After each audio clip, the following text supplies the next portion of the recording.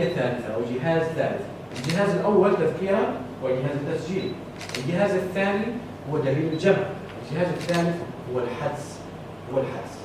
الذي يعمل في هذا الميدان ينبغي أن يكون لديه حدس، لديه ذكاء، فطنة في أن يطرح الأسئلة غير الموجودة في الدليل. وهذا أمر مهم جدا، أهم من الدليل. الدليل هل يمكن أن يتجاهل بعض الأسئلة؟ نعم يمكن. قد تكون بعض الشخصية عندي 200 سؤال، ما بدي أقرأ له سؤال ويجاوب نعم ولا لا، ليس تحقيق، لكن الأسئلة استرشادية لها أهمية. نعم لها أهمية. الأهمية الكبرى أيضا للأسئلة تولدها شخص يتحدث عن قصة معينة، عن شخصية معينة، وليس لديه في دليل الجمع سؤال عن تلك القصة وتلك الشخصية. هل أطرح سؤال؟ طبعا أطرح سؤال من هذه الشخصية، أو ما تفسير هذا العمل. إذا الحدس هو الجهاز الثالث الذي يحتاج إليه الباحث في هذا المجال.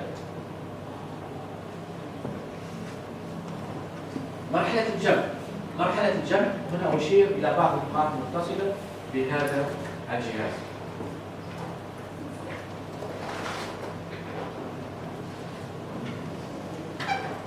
يبدو أن المحاضرة مملة.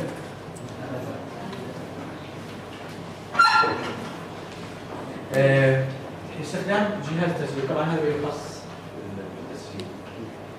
استخدام جهاز التسجيل اولا من المهم جدا ان لا نعتمد على الذاكره خائنه، الذاكره خوانه، نعتمد على جهاز التسجيل. جهاز التسجيل علينا ايضا ان نتعرف على كيفيه عمل جهاز التسجيل، كيف يعمل، بحيث ان نستخدمه استخدام فاعل نعظم من فائده هذا الجهاز. إذا الأولى نريد أن نعرف فائدة طريقة عمل جهاز التسجيل، ننتبه إليه ونقوم بورشة، ربما الموضوع يحتاج إلى ورشة أخرى أيضا في كيفية استخدام الأجهزة. النقطة الثانية أيضا أن لا نستخدم جهاز واحد، نستخدم على الأقل جهازين. لماذا؟ لأن فجأة قد يعطل بعض الأجهزة أو قد يتوقف ونحن لا ننتبه، بالتالي يكون لدي مخرج للتعامل مع هذا الموقف. إذا هذه النقطة الثانية. النقطة الثالثة هي مراعاة البيئة التي أسجل فيها. هناك نقاط تفصيلية وبسيطة جدا، لكن علي أنا كباحث أن أنتبه لها. من بين هذه النقاط هي نقطة مروحة. إذا كانت مروحة تشتغل، المروحة ستخلق ضجيج شوشرة، بعد ذلك عندما أستمع إلى المادة لا نستمع لها بوضوح. إذا كان هناك مكيف في النافذة الخاصة، لأن كيف النافذة يعمل صوت، أيضا يعمل مشكلة. إذا كان لدينا أطفال يذهبون ويأتون أو ضيوف آخرين غير مرغوبين، دعونا نقول طبعا في العمل الميداني يوجه دائما أن تلتقي بالراوي، يسمى الراوي الشخص الذي تلتقي به، أن تلتقي بالراوي وحده. لكن أحيانا حقيقة من تجربة شخصية أعتقد هذا ليس شرطا. المنظرون يضعونه شرطا. أنا أرى على أحيانا عليك أن تتخلص من الأشخاص غير المرغوب فيهم.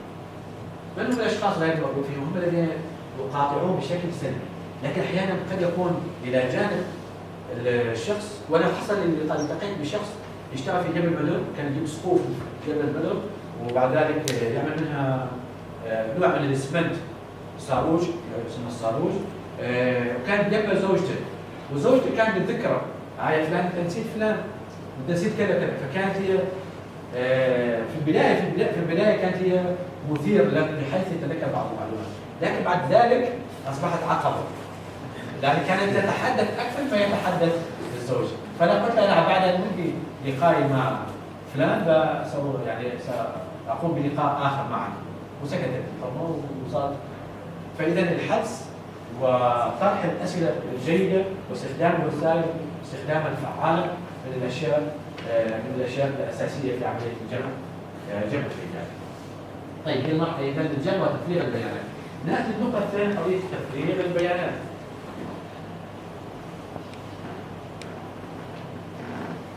تفريغ البيانات، ما المقصود بتفريغ البيانات؟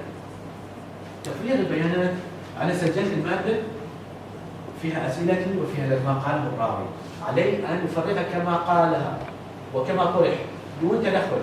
هناك بعض الحالات قليلة جدا التي علينا أن نتدخل فيها. إذا وجدنا أن الموضوع قد يثير مشكلة قانونية أو مشكلة إنسانية أو مشكلة سياسية، هنا طبعا هناك ما يسمى بأخلاقيات العمل.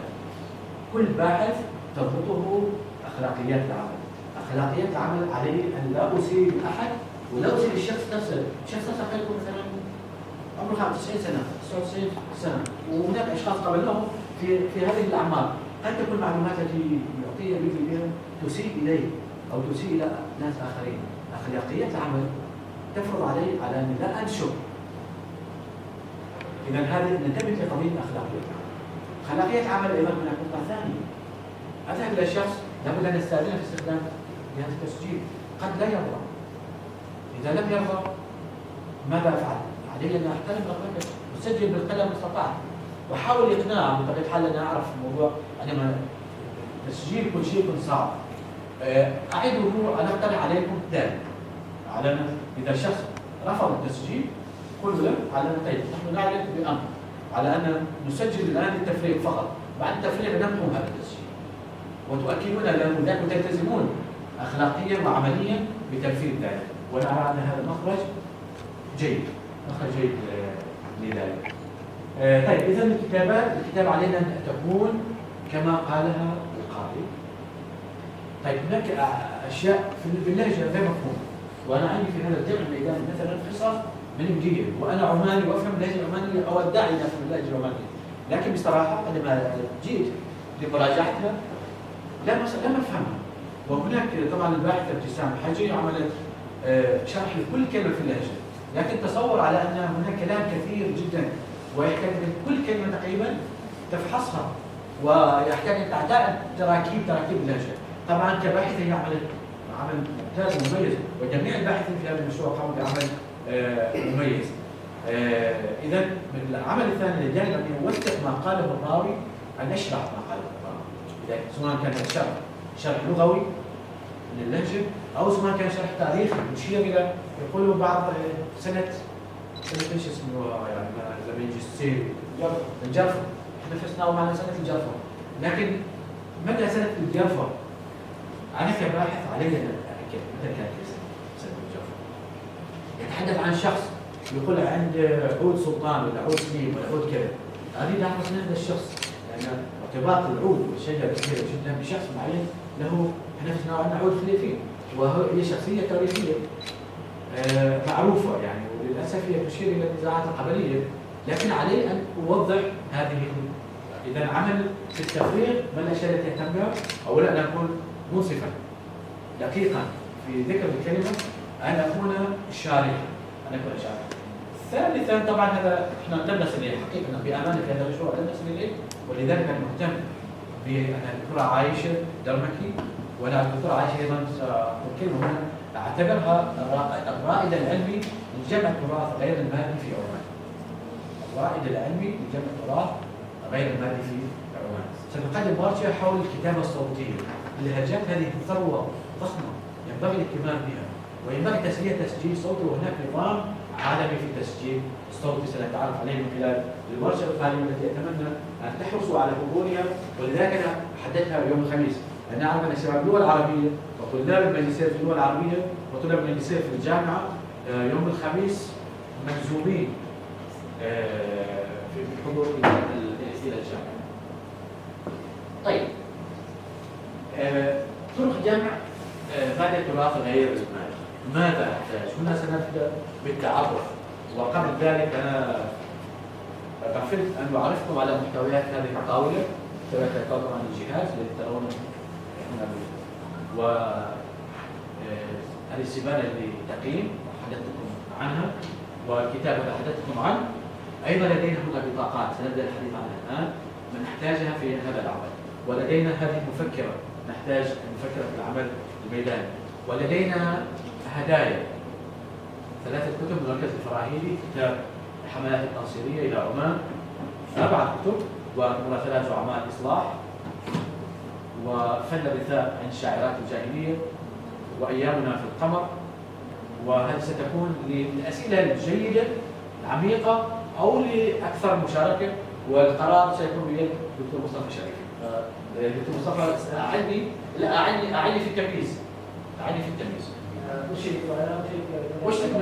وش لك ما استطعت، فهذا مقبول في العقيده.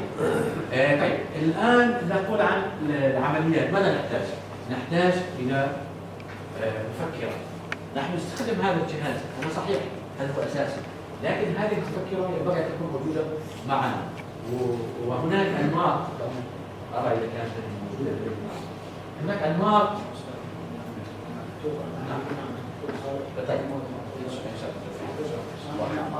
من حضر اخوه فما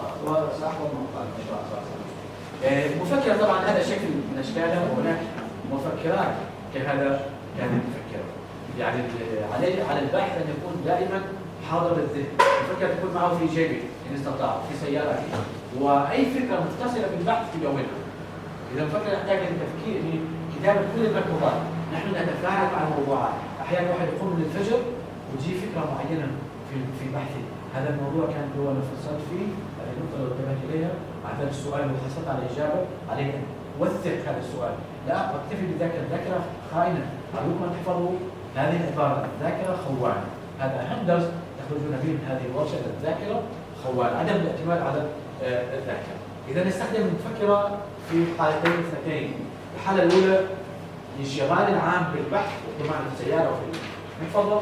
الشيء الثاني أثناء المقابلة، عندما نسجل المقابلة الشخص يتحدث ويتحدث يذكر اسم شخصية معينة ولينا نعرف عنها أو مكان ولينا نعرف عنه، عليه